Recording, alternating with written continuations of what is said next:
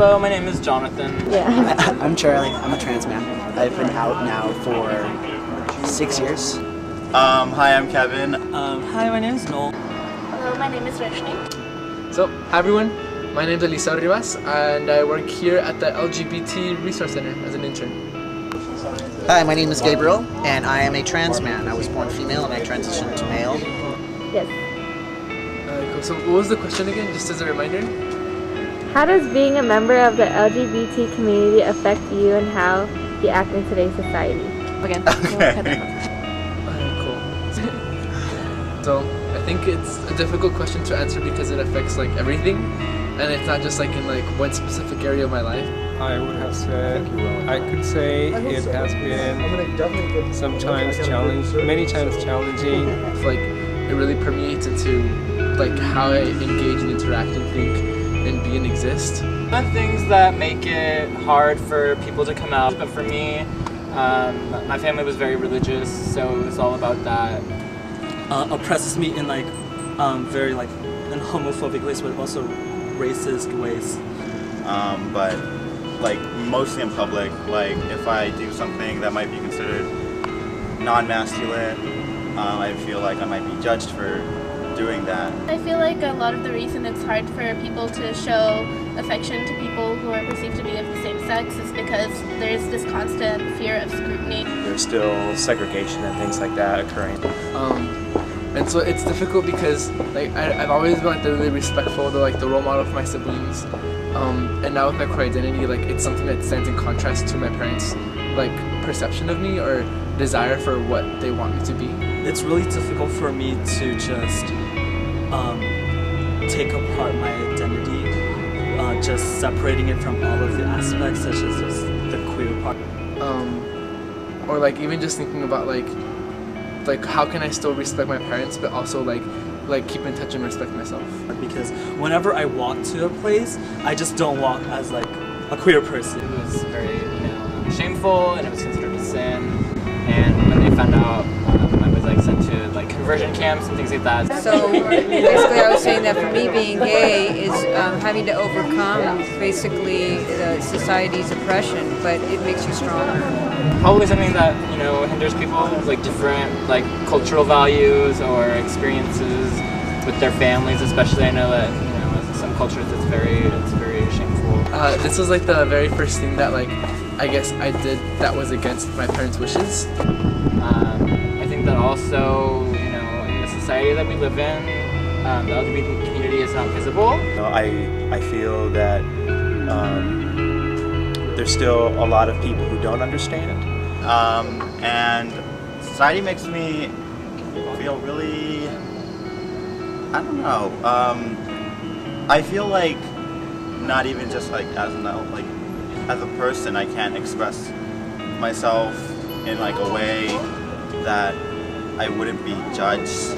I know a lot of my friends, when they interact with their partners in public, they always feel like they're being stared at. Some people just want to, walk around doing, just living their life without constantly feeling like they're being watched. Sometimes they don't want to put up with people looking at them and feeling that they need to act a certain way. I don't think they will ever understand. There's always going to be that sect or that part of society or the public that will always be in fear of people who are transitioning or transgender. And being part of the queer community, I feel like that's only one part of my identity. Like in some spaces that I enter, I'm very conscious of the way I express myself. Sometimes I feel stuck. And I feel like I have to police my own actions. Sometimes I feel oppressed. Repressed. Fear of harassment. So it's very complex dynamic for me at least, coming into like walking into spaces and how society views me. And it's a journey. We don't get to have we don't have the privilege of being able to same-sex couples to hold hands and without the feeling of getting harassed. I was bullied in high school. I actually came down here today because I was feeling isolated because I experienced some discrimination. I was called names since I was in second grade. It's very difficult. So I'm constantly in fear of, you know, showing public displays of affection if I'm in a relationship. And I can't even imagine like being in a relationship in public because already like I'm already kind of stigmatizing myself and my own actions, and just being in a relationship would be taking it kind of to the next level. And how would that affect me? I really don't think. I don't really know how comfortable I'd be in that kind of situation. And they actually know that they're being stared at. And it just makes me very uncomfortable and very aware of what I'm doing. Yeah, there's a kind of a sense that your privacy is being stolen. And what do I have to maintain to still like feel okay with myself? So whereas most heterosexual couples can do that, people in the LGBT community can't do that. And there's also like issues of like folks that identify as like trans men or trans women and things like that. So it can get really complicated. People don't know how to when they don't know how to name things. Realize that we're normal, wonderful people, just like they are. You know what? They get really afraid or scared or offended. It's a societal thing. This is how our society is structured. We're in a heteronormative, heterosexist society, and it's not built for minorities, especially just not those the LGBT community, but especially for people of color and women of color. And that's partly why we have a lot of celebrations on Library Walk and stuff, is because it's a chance for us to show visibility.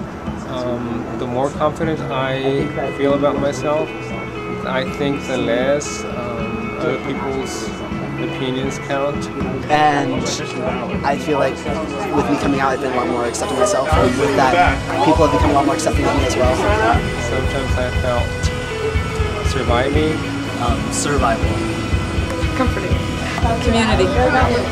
Intersectional. Freeing. Awesome. Myself. Acceptance. Authentic. I am authentic. It's spiritual freedom. That's cool.